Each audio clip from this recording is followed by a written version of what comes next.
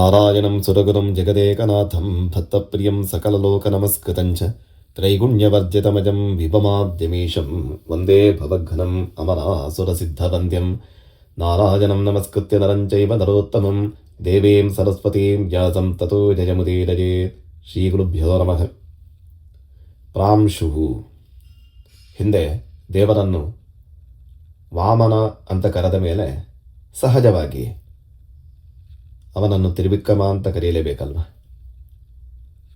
ಚಿಕ್ಕವನಾಗಿ ಕಂಡಂತಹ ಭಗವಂತ ಅಣೋರಣೀಯಾಂಸಂ ಅಂತ ಹೇಳಿ ಸ್ತುತ್ಯನಾದವನು ಮತ್ತು ಮಹತೋ ಮಹೀಯಾಂ ಆಗಿಯೂ ಕಾಣಿಸಿಕೊಳ್ಳಬೇಕಲ್ಲ. ಹಾಗಾಗಿ ವಾಮನ ಮತ್ತು ಪ್ರಾಂಶು ಅಂತ ಹೇಳಿದರೆ ಬೇರೇನೂ ಅಲ್ಲ, ವಾಮನ ಮತ್ತು ತ್ರಿವಿಕ್ರಮ ಅಂತ ಅರ್ಥ. ಕೋಶವು ಇದೇ ರೀತಿಯಾದಂತಹ ಒಂದು ಅರ್ಥಾನುಸಂಧಾನವನ್ನು ನಮ್ಮ ಮುಂದೆ ಇಡ್ತದೆ.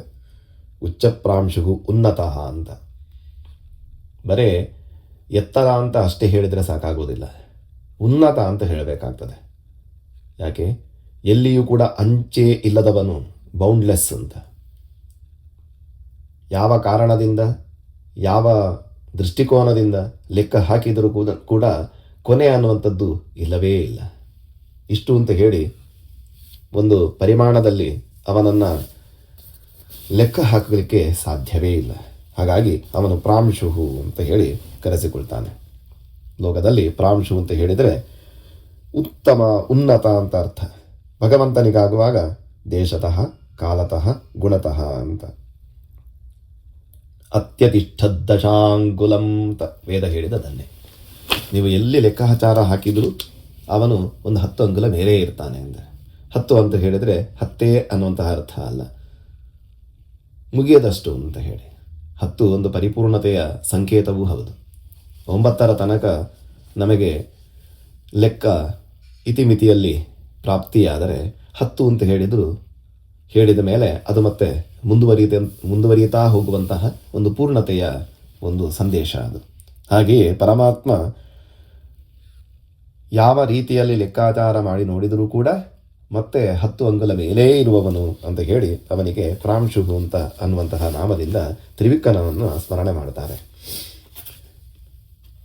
ಬಲಿಯ ಉದ್ಧಾರಕ್ಕೋಸ್ಕರ, ಅದೇ ರೀತಿ ಬಲಿಯ ನಿಗ್ರಹಕ್ಕೋಸ್ಕರ ವಾಮನನಾಗಿ ಬಂದ ಭಗವಂತ ಮತ್ತೆ ತ್ರಿವಿಕ್ರಮನಾಗಿ ತಕ್ಷಣವೇ ಕಾಣಿಸಿಕೊಂಡ.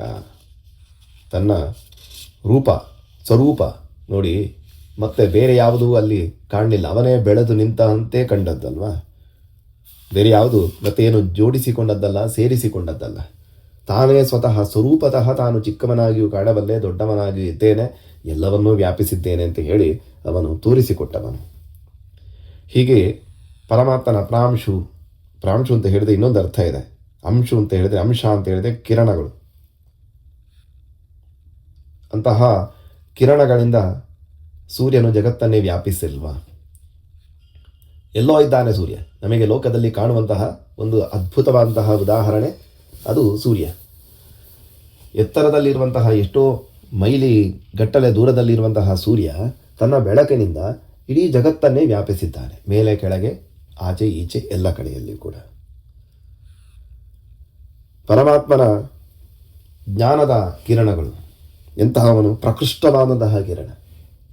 ಅಂದರೆ ನಮಗೆ ಪ್ರಚೋದನೆಯನ್ನು ಕೊಟ್ಟು ಜಗತ್ತಿನ ಸ್ಥಿತಿ ಗತಿ ಇತ್ಯಾದಿ ಎಲ್ಲವನ್ನು ನಡೆಸುವವನು. ಚರಾಚರ ವಿಶ್ವದಲ್ಲಿ ಏನೆಲ್ಲ ವ್ಯವಹಾರಗಳು ನಡೆಯಬೇಕು ಅಲ್ಲಿ ಪರಮಾತ್ಮನ ಪ್ರಚೋದನೆಯೇ ಅಲ್ಲಿ ಬೆಳಕು ಅಂತ ಅರ್ಥ. ಒಂದು ಜ್ಞಾನದ ಇಂಟ್ಯೂಷನ್. ಯಾರೆಲ್ಲ ಯಾವ ಕೆಲಸಗಳನ್ನು ಮಾಡಬೇಕು, ಪ್ರಕೃತಿಯಲ್ಲಿ ಯಾವುದು ಹೇಗೆ ನಡೆದುಕೊಂಡು ಹೋಗಬೇಕು, ಅದಕ್ಕೆಲ್ಲದಕ್ಕೂ ಕೂಡ ಪ್ರೇರಕನಾಗಿರುವವನು. ಜೇನುಗೂಡು, ಅಲ್ಲಿರುವಂತಹ ಹುಳಗಳಿಗೆ ಎಲ್ಲಿ ಹೋಗಿ ತಾವು ಮಧುವನ್ನು ಸಂಗ್ರಹ ಮಾಡಬೇಕು ಅನ್ನುವಂತಹ ಪ್ರೇರಣೆ ಕೊಟ್ಟವನು. ಇಲ್ಲದಿದ್ದರೆ ಎಲ್ಲಿ ಹೂವಿದೆಯೋ, ಎಲ್ಲಿ ಮಕರಂದ ಇದೆಯೋ, GPS ಸಿಸ್ಟಮ್ ಯಾರು ತೋರಿಸಿಕೊಳ್ತಾರೆ?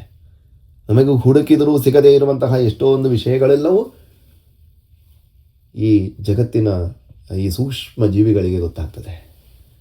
ಅವುಗಳಿಗೆ ತೋರಿಸಿಕೊಟ್ಟವನವನೇ ಅಲ್ವಾ. ಅಂದರೆ ಆ ಒಂದು ಸ್ಫುರಣೆಯನ್ನು ತಂದುಕೊಟ್ಟವನು ಪ್ರಾಂಶು ಅಂತ. ನಮ್ಮ ಮನಸ್ಸಿಗೂ ಹಾಗೆ ಯಾವ ಕೆಲಸವನ್ನು ಮಾಡಬೇಕಾದರೂ ಒಳಗಿನಿಂದ ಒಂದು ಪ್ರಚೋದನೆಯನ್ನು ಅಥವಾ ಆ ಒಂದು ಯೋಚನೆ, ಚಿಂತನೆ ಇತ್ಯಾದಿಗಳನ್ನೆಲ್ಲವನ್ನು ಕೊಡುವಂತಹ ಪ್ರೇರಕ ಶಕ್ತಿ ಅವನು ಪ್ರಾಂಶುಹು ಅಂತ. ಇಲ್ಲದಿದ್ದರೆ ಪರಸ್ಪರ ಪ್ರಪಂಚದಲ್ಲಿ ಎಲ್ಲ ಜೀವಗಳಿಗೂ ಸಂಬಂಧವೇ ಇಲ್ಲದೆ ಹೋಗಬೇಕಿತ್ತು. ಅವರ ಪಾಡಿಗೆ ಒಂದು ಕಲ್ಲು ಬಂಡೆಯ ಹಾಗೆ ಇದ್ದರೆ ಇಲ್ಲ, ಪರಸ್ಪರವಾದಂತಹ ಒಂದು ಸಂವಹನಗಳು, ಅದೇ ಪರಸ್ಪರವಾದಂತಹ ಒಂದು ವ್ಯವಹಾರಗಳು ಹೇಗೆ ಸಂಭವಿಸ್ತವೆ? ಮೋಹ, ಪ್ರೀತಿ, ವಿಶ್ವಾಸ, ದ್ವೇಷ, ವೈರ ಇದೆಲ್ಲವೂ ಕೂಡ ಆ ಒಂದು ಪ್ರಚೋದನಾತ್ಮಕವಾದಂತಹ ಒಂದು ಕ್ರಿಯೆಯಿಂದಲೇ ನಡೆಯುವುದಲ್ವ. ಇಲ್ಲದಿದ್ದರೆ ಪರಸ್ಪರವಾದಂತಹ ಒಂದು ಅನ್ಯೋನ್ಯತೆ ಹೇಗೆ ಕಾಣಬೇಕು? ಎಲ್ಲರೂ ತಾನು ಇನ್ನೊಬ್ಬರಿಗೆ ಸಹಾಯ ಮಾಡುವುದಿಲ್ಲ ಅಂತ ಹೇಳಿ ಹಠ ಹಿಡಿದು ಕುಳಿತರೆ ಪ್ರಪಂಚ ಹೇಗೆ ಪರಸ್ಪರಂ ಭಾವಯಂತಹ ಹೇಗೆ ನಡೀತದೆ? ಹಾಗಾಗಿ ಯಾರ ಜೊತೆಗೆ ಯಾರ ಒಡನಾಟ ಇರಬೇಕು, ಯಾರ ಜೊತೆಗೆ ಯಾರ ಮುಖೇನ ಎಂತಹ ಕೆಲಸಗಳಾಗಬೇಕು, ಇದನ್ನೆಲ್ಲವನ್ನು ನಿಗ್ರಹಿಸುವಂತಹ ಒಂದು ಪ್ರಚೋದನಾ ಶಕ್ತಿ ಅದು ಪ್ರಾಂಶುಹು ಅಂತ. ಹಾಗೆಯೇ ಪರಮಾತ್ಮ ಹೇಗಿದ್ದಾನೆ? ಜ್ಯೋತಿಷಾಂ ರವಿರಂ ಶುಭಾಂ, ಎಲ್ಲ ಕಡೆ ಪ್ರಕಾಶಕ ಶಕ್ತಿ, ಅನುಗ್ರಹಿಸುವಂತಹ ಶಕ್ತಿ ಪರಮಾತ್ಮನದ್ದು. ಹೇಗಿದ್ದಾನೆ? ಸೂರ್ಯನಲ್ಲಿ ತಾನು ರವಿಯಾಗಿದ್ದೇನೆ, ಅಂಶುಮಾನ್ ಆಗಿದ್ದೇನೆ ಅಂತ ಹೇಳಿಕೊಳ್ತಾನೆ ಭಗವಂತ. ಸೂರ್ಯನಿಗೆ ಆ ಬೆಳಕಿನ ಶಕ್ತಿಯನ್ನು ಕೊಟ್ಟಂತಹ ತಾನು ನಿರಂತರವಾದಂತಹ, ಈಗಿನ ವೈಜ್ಞಾನಿಕ ಚಿಂತನೆಯಲ್ಲಿಯೂ ನೋಡುವುದಾದರೆ ಆ ಸೂರ್ಯ ಅನ್ನುವಂತಹ ಆ ವ್ಯವಸ್ಥೆಯಲ್ಲಿ ನಿರಂತರವಾಗಿ ಆ ಬೆಳಕಿನ ಪುಂಜಗಳು ಹೊರಗೆ ಬರಬೇಕು ಅಲ್ವಾ? ನಾವು ಕಟ್ಟಿಗೆಯನ್ನು ಉರಿಸ್ತೇವೆ, ಆ ಕಟ್ಟಿಗೆ ಉರಿತಾ ಇದ್ದ ಹಾಗೆ ಆ ಬೆಂಕಿ ಕಾಣಿಸಿಕೊಳ್ತದೆ. ಅಥವಾ ದೀಪ, ಎಣ್ಣೆಯ ದೀಪ ಅಂತ ಇಟ್ಟುಕೊಳ್ಳಿ, ಆ ಎಣ್ಣೆ ಅನ್ನುವಂತಹ ಇಂಧನ ಪೂರೈಕೆ ಆಗುವವರೆಗೆ ಆ ದೀಪ ಪ್ರಜ್ವಲನೆ ಆಗ್ತದೆ. ಈ ಸೂರ್ಯ ಅನ್ನುವಂತಹ ಒಂದು ಬೆಳಕು ಹೇಗೆ ನಿರಂತರವಾಗಿ ತನ್ನ ಆ ಒಂದು ಕಾರ್ಯವನ್ನು ನಿರ್ವಹಿಸಲಿಕ್ಕೆ ಹೇಗೆ ಸಾಧ್ಯ? ಅದಕ್ಕೆ ಇಂಧನವನ್ನು ಪೂರೈಸುವವನು ಯಾರು? ಕತ್ತಲಾಗಿದೆ, ಕಟ್ಟಿಗೆಯ ರಾಶಿ ಹಾಕಿ ಬೆಂಕಿಯ ಬೆಳಕನ್ನು ಮಾಡಿಕೊಂಡಿದ್ದೇವೆ, ಮತ್ತೆ ಕಟ್ಟಿಗೆಯ ತುಂಡುಗಳನ್ನು ಹಾಕ್ತಾನೇ ಇರಬೇಕಾಗ್ತದೆ. ಆ ಸೂರ್ಯ ಅನ್ನುವಂತಹ ಒಂದು ಬೆಳಕಿನ ಆ ಒಂದು ತೇಜಸ್ಸಿಗೆ ನಿರಂತರವಾಗಿ ಅಲ್ಲಿ ಸ್ಫೋಟಗಳು ಸಂಭವಿಸ್ತವೆ ಅಂತ ಹೇಳಿ ಆಧುನಿಕ ವಿಜ್ಞಾನವೂ ಹೇಳ್ತಾ ಇದೆ. ಸ್ಫೋಟಗಳು ಇತ್ಯಾದಿಗಳು ಏನು ಸಂಭವಿಸಬೇಕಾದರೂ ಅಲ್ಲಿ ಬೇಕಾದಂತಹ ಇಂಧನ ಎಲ್ಲಿಂದ ಸಪ್ಲೈ ಆಗೋದು? ಅದಕ್ಕೆ ಜ್ಯೋತಿಷಾಂ ರವಿರಂಶುಮಾನ್ ಅಂತ ಭಗವಂತ ಹೇಳಿತು, ಅದು ನಾನು ಅಂತ. ಅಲ್ಲಿ ಕಾಣುವಂತಹ ಬೆಳಕು ಏನಿದೆ, ನಿಮಗೆ ಒಂದು ಆ ತೇಜಸ್ಸು ಉತ್ಪನ್ನವಾಗ್ತದಲ್ಲ, ಅದು ನಾನು ಅಂತ ಹೇಳಿಬಿಟ್ಟ. ಹಾಗಾಗಿ ಮತ್ತೆ ಪ್ರಶ್ನೆ ಮಾಡುವ ಹಾಗೇ ಇಲ್ಲ. ಅವನೇ ಎಲ್ಲವನ್ನೂ ಕೂಡ ಒಳಗೊಂಡಿರುವವನಲ್ವ, ಅನಂತ ಗುಣ ಪರಿಪೂರ್ಣನಾಗಿರುವವನಲ್ವ, ಸರ್ವಶಕ್ತ ಅಲ್ವಾ, ಸರ್ವಶ್ರೇಷ್ಠ ಅಲ್ವಾ. ಆದ್ದರಿಂದ ಈ ಜಗತ್ತಿಗೆ ನಿರಂತರ ಬೆಳಕನ್ನು ಕೊಡುವಂತಹ ಸೂರ್ಯನಿಗೇ ಫ್ಯೂಯಲ್ ಈ ಭಗವಂತ ಅಂತ ಹೇಳುವಂತಹ ಚಿಂತನೆಯನ್ನು ಈ ಪ್ರಾಂಶುಹ ಅನ್ನುವಂತಹ ಒಂದು ಹೆಸರು ಕೊಡ್ತಾ ಇದೆ. ಹಾಗಾಗಿ ಎಲ್ಲ ಜೀವರಿಗೂ ಎಲ್ಲ ದೇವತೆಗಳಿಗೂ ನಿಯಾಮಕ ಅಂತ ನಮಗೆ ಗೊತ್ತಿದೆ. ಹಾಗೆ ಪ್ರಪಂಚದ ಸೃಷ್ಟಿಯಾಗಬೇಕಾದರೆ ಬ್ರಹ್ಮಾತ್ತು ಅಖಿಲ ದೇವಾನಾಂ ನರಾಣಾಂಚ ನಿಯಾಮಕ ಅತಃ ಸರ್ವಗುಣಾನೀಶಃ ಪ್ರಾಪ್ನೋತಿ ಅಧಿಕಂ ಅನ್ಯತಃ. ಪರಮಾತ್ಮ ಬ್ರಹ್ಮಾದಿ ಎಲ್ಲ ದೇವತೆಗಳಿಗೂ ಉತ್ತಮನಾಗಿರುವವನು, ಎಲ್ಲರಿಗೂ ನಿಯಾಮಕನಾಗಿರುವವನು, ಎಲ್ಲವನ್ನೂ ವ್ಯಾಪಿಸಿರುವವನು, ಎಲ್ಲದಕ್ಕಿಂತಲೂ ಶ್ರೇಷ್ಠನಾಗಿರುವವನು ಅನ್ನುವಂತಹ ಒಂದು ಚಿಂತನೆಯನ್ನು ನಾವು ಮುಂದೆಯೂ ಕಂಡಿದ್ದೇವೆ. ಅದನ್ನೇ ಮತ್ತೆ ಉನ್ನತ ಶ್ರೇಷ್ಠ ಅನ್ನುವಂತಹ ಒಂದು ಭಾವದಲ್ಲಿ ಮತ್ತೆ ಪ್ರಾಂಶುಹು ಅಂತ ಕರೆದರು. ಇಲ್ಲಿರುವಂತಹ ಎಲ್ಲ ಕಡೆಯಲ್ಲಿ ಇರುವಂತಹ ಸೂರ್ಯಾದಿ ಎಲ್ಲ ವ್ಯವಸ್ಥೆಯಲ್ಲಿಯೂ ಕೂಡ ನ ತದ್ಭಾತೇತೆ ಸೂರ್ಯ ನ ಶಶಾಂಕೋ ನ ಪಾವಕಃ ಅಂತ ಭಗವಂತನ ಸ್ವರೂಪವನ್ನು ಅರ್ಥ ಮಾಡಿಕೊಳ್ಳಿಕ್ಕೆ ನಮಗೆ ಸಾಧ್ಯ ಇಲ್ಲ. ನಾವು ಕಾಣುವಂಥದ್ದು ಏನು? ಅದರ ಪರಿಣಾಮವಾದಂತಹ ಬೇರೆಲ್ಲ ಪ್ರಭಾವಗಳನ್ನು ಅಷ್ಟೇ. ಪರಮಾತ್ಮನಿಂದ ಸೂರ್ಯ, ಚಂದ್ರರು ಇತ್ಯಾದಿಗಳೆಲ್ಲರೂ ಕೂಡ ತಮ್ಮ ತಮ್ಮ ಕರ್ತವ್ಯವನ್ನು ನಿರ್ವಹಿಸಲಿಕ್ಕೆ ಸಾಧ್ಯ.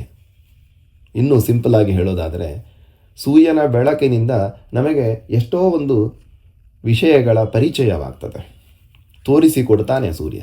ಚಂದ್ರನೂ ಕೂಡ ಹಾಗೆ, ಅಗ್ನಿಯೂ ಹಾಗೆ ಅಲ್ವಾ. ರೂಪವೇ ಅನ್ನೋ ವಿಶೇಷ ಗುಣ ಅಲ್ವಾ. ಸೂರ್ಯ, ಚಂದ್ರ, ಅಗ್ನಿ ಇವರೆಲ್ಲರೂ ಕೂಡ ನಮಗೆ ಏನೇನೋ ವಿಷಯಗಳನ್ನು ತೋರಿಸಿಕೊಡ್ತಾರೆ. ಅವರಿಂದಾಗಿ ವಿಷಯಗಳು ಹೊರಗೆ ಬರ್ತವೆ. ಪರಮಾತ್ಮನನ್ನು ತೋರಿಸಿಕೊಡಲಿಕ್ಕೆ ಅವರಿಂದ ಆಗುವುದಿಲ್ಲ ಅಂತ ಹೇಳಿ, ಜಗತ್ತಿನಲ್ಲಿ ಏನಿದ್ರೂ ಕೂಡ ತೋರಿಸಿಕೊಳ್ಳಬಲ್ಲವಂತಹ ಪ್ರಕಾಶವಾದಂತಹ ಬೆಳಕು ಸೂರ್ಯನಿಗಿಂತ ಮಿಗಿಲಾದದ್ದು ಇನ್ನೇನಿದೆ. ಆದರೆ ಭಗವಂತನನ್ನು ತೋರಿಸಿಕೊಳ್ಳಿಕ್ಕೆ ಆ ಸೂರ್ಯನು ಕೂಡ ಅಸಮರ್ಥ ಅಂತ ಹೇಳುವಂತಹ ಚಿಂತನೆ. ಈ ರೀತಿಯಾಗಿ ಸರ್ವಶ್ರೇಷ್ಠನಾದಂತಹ ಪರಮಾತ್ಮ ಪ್ರಾಂಶುಹು. ಜಗತ್ತಿನ ಯಾವುದೇ ಮಾಧ್ಯಮದಿಂದ ಅವನನ್ನು ತಿಳ್ಕೊಳ್ಳಿಕ್ಕೆ ಸಾಧ್ಯ ಇಲ್ಲ. ಯಾಕೆ? ಇತಿಮಿತಿಗಳಿದ್ದಾಗ ಮಾತ್ರ ನಮಗೆ ಅರ್ಥ ಮಾಡಿಕೊಳ್ಳಿಕ್ಕೆ ಸಾಧ್ಯವಾಗ್ತದೆ. ಇಷ್ಟೇ ಅಂತ ಉದ್ದ ಅಗಲ ಆಳ ಇತ್ಯಾದಿಗಳು ಗೊತ್ತಾದರೆ ಅದಕ್ಕಿಂತ ದೊಡ್ಡದಾದಂತಹ ಒಂದು ಪರಿಮಾಣದಲ್ಲಿ ಪೆಟ್ಟಿಗೆಯಲ್ಲಿ ಅದನ್ನು ಹಾಕಿ ಇಡ್ಲಿಕ್ಕಾಗ್ತದೆ. ಎಲ್ಲದಕ್ಕಿಂತಲೂ ದೊಡ್ಡವಾದದ್ದನ್ನು ನಾವು ಹೇಗೆ ಲೆಕ್ಕ ಹಾಕೋದು, ಹೇಗೆ ತಿಳ್ಕೊಳ್ಳೋದು? ಈ ರೀತಿಯಾಗಿ ಸರ್ವಶ್ರೇಷ್ಠನಾದಂತಹ ಪರಮಾತ್ಮನ ಆ ಒಂದು ವಿಶೇಷ ರೂಪವೇ ತ್ರಿವಿಕ್ರಮ ರೂಪ. ಅಂದರೆ 3 ಲೋಕನನ್ನೂ ವ್ಯಾಪಿಸಿದ್ದು, 3 ಕಾಲವನ್ನೂ ವ್ಯಾಪಿಸಿದ್ದು, 3 ಗುಣಗಳನ್ನು ಮೀರಿ ನಿಂತದ್ದು. ಅಂತಹ ಅವನು ಕೊನೆ ಮೊದಲು ಇಲ್ಲವೇ ಇಲ್ಲದಂತಹ ಆ ಭಗವಂತನ ವಿಶಿಷ್ಟ ಸ್ವರೂಪವೇ ಪ್ರಾಂಶು ಅನ್ನುವಂತಹ ಒಂದು ಚಿಂತನೆ. ಹೀಗೆ ಅಂತಹ ಪರಮಾತ್ಮ ಪ್ರಾಂಶುಹು, ಅಂಶಗಳಲ್ಲಿಯೂ ಕೂಡ, ಕಣದಲ್ಲಿಯೂ ಕೂಡ ಅವನ ಅಸ್ತಿತ್ವ, ಅವನ ಸನ್ನಿಧಾನ, ಅವನಿಲ್ಲದಂತಹ ಜಾಗವೇ ಇಲ್ಲ ಅಂತ ಹೇಳಿ ಈ ರೀತಿಯಾಗಿ ಎಲ್ಲ ಕಡೆಯಲ್ಲಿಯೂ, ಎಲ್ಲ ಕಾಲದಲ್ಲಿಯೂ, ಎಲ್ಲದರ ಒಳಗೂ ಹೊರಗೂ ವ್ಯಾಪಿಸಿ ನಿಂತಹ ಆ ಭಗವತ್ ಸ್ವರೂಪ ಪ್ರಾಂಶು, ಅವನೇ ತ್ರಿವಿಕ್ರಮ. ಹಾಗಾಗಿ ಆಕಾಶದಲ್ಲಿ, ಭೂಮಿಯಲ್ಲಿ, ಎಲ್ಲ ಕಾಲದಲ್ಲಿಯೂ ನಮ್ಮೊಳಗೂ ಕೂಡ ವ್ಯಾಪಿಸಿ ನಿಂತವನು ಅವನು. ಅಂಶದಲ್ಲಿಯೂ ಕಣದಲ್ಲಿಯೂ ಕೂಡ ಮೆರಿತಾ ಇರುವವನು ಅನ್ನುವಂತಹ ಚಿಂತನೆಯನ್ನು ಮಾಡಿಕೊಂಡಾಗ ನಮಗೆ ಎಲ್ಲ ವಿಧದಿಂದಲೂ ಕೂಡ ರಕ್ಷಣೆ ಕೊಡಲಿಕ್ಕೆ ಭಗವಂತ ನಮ್ಮೊಳಗೇ ಇದ್ದಾನೆ ಅನ್ನುವಂತಹ ಭರವಸೆ ಅದು ಗಟ್ಟಿಯಾಗ್ತದಂತೆ. ಹಾಗೆ ನಿರ್ಭಯವಾಗಿ ನಮ್ಮ ಸಾಧನೆಗಳನ್ನು ಮಾಡಿಕೊಂಡು ಹೋಗಲಿಕ್ಕೆ, ನಮ್ಮ ಕರ್ತವ್ಯ ಕರ್ಮಗಳನ್ನು ಮಾಡಿಕೊಂಡು ಹೋಗಲಿಕ್ಕೆ ನಮಗೂ ಒಂದು ವಿಶಿಷ್ಟವಾದಂತಹ ಒಂದು ನೆಮ್ಮದಿಯ ಜೀವನ, ಅದೇ ರೀತಿಯಾಗಿ ಸಾಧನೆಯ ಅವಕಾಶಗಳು ಸಿಗ್ತವಂತೆ. ಕೃಷ್ಣಾರ್ಪಣಂ.